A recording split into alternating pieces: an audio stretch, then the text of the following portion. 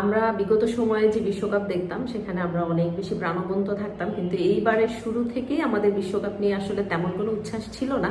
তার বেশ কিছু কারণও আছে। একদম শুরুতেই আমরা যুক্তরাষ্ট্রের মতো একটা দলের সাথে আমরা হেরে গিয়েছি। তো সেখানেই আসলে বাংলাদেশ হতাশ হয়ে যায়, এবং আমরা যেহেতু একটু আবেগী দর্শক, আমাদের যেহেতু একটু সফট হার্ট সবসময় কাজ করে, তো আমাদের আসলে শুরু থেকেই চিন্তা ভাবনা ছিল যে এবারে বিশ্বকাপ নিয়ে আমাদের তেমন কোনো মাতামাতি নেই। কিন্তু খুব লাকিলি, খুব চমৎকারভাবে আমরা দেখলাম যে আমাদের বাংলাদেশ সুপার এইটে উঠে যায়, এবং আমরা হচ্ছে আগামীকাল আমাদের সুপার এইটের ফার্স্ট যে ম্যাচ সেটা আমরা খেলবো। এখন আমরা যেহেতু আমাদের সেমিফাইনাল নিশ্চিত করতে চাই, আমরা আসলে কিছু ক্যালকুলেশন মিলাতে হবে যে সেমিফাইনালটা আসলে আমরা কিভাবে খেলবো বা আমরা আসলে কি করলে এটা খেলতে পারবো। তো সেই জন্যই হচ্ছে আমরা আজকে কিছু ক্যালকুলেশন নিয়ে বসছি। ফার্স্টেই হচ্ছে আমরা যেহেতু অস্ট্রেলিয়ার সাথে প্রথম ম্যাচটা, সো অস্ট্রেলিয়ার সাথে আমাদের রিপ্লেসমেন্টে আসলে কারা আছেন বা কাদেরকে আমরা রাখতে পারি বা কাদেরকে চিন্তা করতে পারি সেটা নিয়ে একটু কথা বলবো। যেমন আমার সাথে একজন বিজ্ঞ ব্যক্তি আছেন, আমি তাকে একটু বিশ্লেষক আছেন, তো আমি হচ্ছে ফার্স্টে তাকে একটু ম্যাক্সওয়েলের ব্যাপারে জিজ্ঞেস করতে চাই, যেহেতু ম্যাক্সওয়েলকে আমি মানে পার্সোনালি খুব পছন্দ করি, এবং গত বছর তার খেলা দেখে আমি আসলে খুবই ইমপ্রেসড, বিশেষ করে আফগানিস্তানের সাথে ওই ম্যাচটা আসলে খুবই মেমোরেবল ছিল। সো ম্যাক্সওয়েলের সাথে আসলে আমাদের বাংলাদেশের তুমি কাকে আরেকটা বিষয় আমি একটু বলে নিই আর কি, আমাদের ইকুয়েশনের সাথে আপনাদের ভিন্নমত থাকতে পারে, তারপর আমাদের যা আছে তা দিয়ে তো আমাদের ইকুয়েশন মিলাতে হবে। বিষয়টা এরকম না, আমাদের সক্ষমতার উপর ভিত্তি করে। ম্যাক্সওয়েলের সাথে আমি যতটুকু ক্যালকুলেশন করে দেখলাম সাকিব আল হাসানকে দিতে হবে আর কি, তাছাড়া আমি আর কাউকে দেখছি না। সাকিব আল হাসান কেন তোমার মনে হইতে পারে যে সাকিব আল হাসান হয়তো ম্যাক্সওয়েলের মতো এত মার্কুরি ব্যাটসম্যান না? আমি দুই দিক থেকে বলতে পারি, কারণ সাকিব আল হাসান হচ্ছে অলরাউন্ডার আর ম্যাক্সওয়েল অলরাউন্ডার। আর সাকিব আল হাসান হয়তো ম্যাক্সওয়েলের মতো ধুমধাম এরকম মানে 9 মারতে পারে, বিষয়টা এরকম না, কিন্তু সাকিব আল হাসানের কিন্তু মানে ওই যে টি-20 র্যাঙ্কিং মানে অলরাউন্ডার র্যাঙ্কিং সেটা কিন্তু ম্যাক্সওয়েল থেকে উপরে, সেই হিসেবে আমরা সাকিব আল হাসানকে নিতে পারি। যাই হোক, এই র্যাঙ্কিং বিক্রি করে আমরা আর কয়দিন খাবো সেটাই দেখার অপেক্ষা।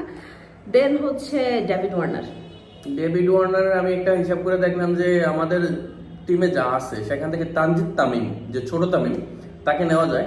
সেও বামাতি, ডেভিড ওয়ার্নারও বামাতি, আর সেও মোটামুটি একটু হাসার মনে হইতে পারে, কিন্তু তাছাড়া আমি তো আর রিপ্লেসমেন্ট দেখি না। কিন্তু আমার মনে হয় যে তানজিদ তামিম বর্তমান ডেভিড ওয়ার্নারের সাথে খুব ভালো একটা রিপ্লেসমেন্ট হতে পারে বাংলাদেশের।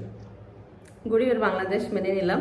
ট্রাভিস হেডের সাথে আমাদের ক্যাপ্টেন শান্ত। শান্ত মানে কোন অ্যাঙ্গেল দিয়ে তোমার মনে হইলো যে শান্তর সাথে কোথায় কে কিসের সাথে শান্তর সাথে কিন্তু ট্রাভিস হেডের অনেক দিকে মিল আছে। আপনারা একটা জিনিস খেয়াল করছেন, শান্ত হয়তো দীর্ঘদিন রানে নাই, ট্রাভিস হেড দুম তারকা রানে আছে, কিন্তু শান্তর কিন্তু বর্তমান যে মোস এটা কিন্তু ঠিক ট্রাভিস হেডের মতো, ঠিক আছে? এটা কিন্তু আমি পারফরমেন্স দিক দিয়ে মিল পাচ্ছি না, কিন্তু একদিক দিয়ে না একদিক তো রিপ্লেস করতে হবে, সুতরাং মোস দিয়ে রিপ্লেস করলাম, মানে ফর্মে নাই, মানে কি করতেছে এটা আপনারাই ভালো জানেন। এখন কি করতে হবে, রিপ্লেস তো নিতে হবে, আমাদের যা আছে সক্ষমতার ভিতর থেকে। তোমার মোস্টটা হচ্ছে ট্রাভিস হেডের মতো রাখবা, সক্ষমতার ভিতর তোমাকে আমি হচ্ছে রিপ্লেসমেন্টে পাঠাইতে পারি। হ্যাঁ, মিশেল স্টার্ক তো বলার, মিশেল স্টার্কের জায়গায় আমরা বর্তমানে আমাদের ওই যে তানজিম হাসান সাকিবরে আমরা নিতে পারি। সে বিশ্বকাপে ভালো বল করছে, এমনকি শুধু বাংলাদেশের ভালো বলার বিষয়টা এরকম না, সে মোটামুটি এই বিশ্বকাপে খুব ভালো তার অবস্থা। মিচেল মার্শ সে তো ভালো ব্যাটসম্যান, তার জায়গায় আমরা নিতে পারি মাহমুদুল্লাহ রিয়াদকে, আমাদের রিয়াদ ভাই, মাহমুদুল্লাহ রিয়াদ। এটা আমি মেনে নিলাম একদম উইদাউট এনি কমপ্লেন। তারপর হচ্ছে একটু জাম্পিং একটা ব্যাপার আছে, অ্যাডাম জাম্পার তো রিপ্লেসমেন্ট, অ্যাডাম জাম্পার চেয়ে ভালো রিপ্লেসমেন্ট আছে আমাদের ওই যে কি রিশাদ হোসেন, লেগ স্পিনার, দীর্ঘদিন পরে সে ভালো ব্যাটসম্যান, এমনকি ভালো ব্যাটিংও করতে পারে, জাম্পও ব্যাট করে, কিন্তু তাকে ভালো রিপ্লেসমেন্ট দিতে পারে মানে তার খেলা আসলে ভালো ছিল। আপনারা কি বলেন? প্যাট কামিন্সের জায়গায় আমরা ওই যে আমাদের তাসকিন আহমেদকে নিতে পারি। আচ্ছা, এগুলো না মানে মানা যায়, কিন্তু মানে শুরুতে যেগুলো বলছি আমি আসলে আই ডোন্ট নো আমি এগুলো আসলে মানতে পারবো কিনা। এখন আমরা তো লর্ড শান্ত যেটা আছে তাকে তো, সে তো ক্যাপ্টেন, তাকে তো আমরা ওই যে একাদশের বাইরে রাখতে পারবো না। আর একাদশের বাইরে রাখি বা কি হবে?